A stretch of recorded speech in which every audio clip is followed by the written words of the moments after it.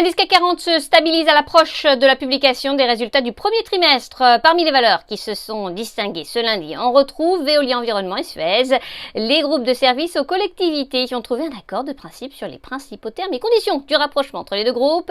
Ils se sont mis d'accord sur un prix de 20,50 € par action Suez, coupon taché, conditionné à la conclusion de l'accord de rapprochement sous réserve de l'obtention d'une attestation d'équité. Conformément à la réglementation en vigueur, cette offre serait recommandée par le conseil d'administration de Suez lors de la signature des accords définitifs. Par ailleurs, cet accord va permettre la constitution d'un nouveau Suez composé de ses activités dans l'eau municipale et le déchet solide en France, ainsi que ses activités dans l'eau à l'étranger.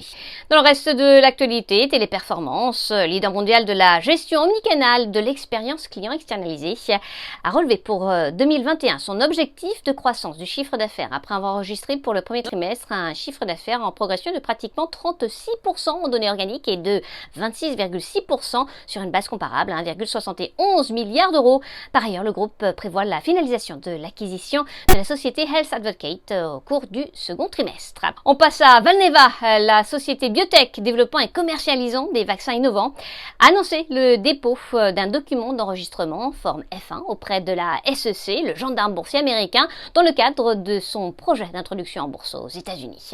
Essilor Luxottica, le lunetier franco-italien, a de son côté déclaré que l'autorité de concurrence chilienne a autorisé le 9 avril dernier l'acquisition de Grand Vision suite à l'engagement de la société de se séparer des activités chiliennes de Grand Vision opérant sous la bannière Rother Y Kraus. Iliad, l'opérateur télécom maison mère de Free, a bénéficié d'un relèvement de recommandations de la part d'un analyste. Et puis Orange, le groupe de télécommunications, a annoncé la création d'une fiberco détenue à 50-50 avec APG. Cette coentreprise vise à soutenir le déploiement de la fibre optique en Pologne. La fiberco va inclure 2,4 millions de lignes. Enfin, Solution 30, le spécialiste de l'assistance numérique aux nouvelles technologies, a invité ses actionnaires qui estiment être victimes des accusations du fonds spéculatif Muddy Waters à faire valoir leurs droits auprès des autorités judiciaires et de marchés compétentes de façon à appuyer les plaintes et actions déjà initiées par la société. À New York, Sabrina Cagliozzi pour Trading Central. Je vous souhaite une très belle fin de journée à tous. À demain.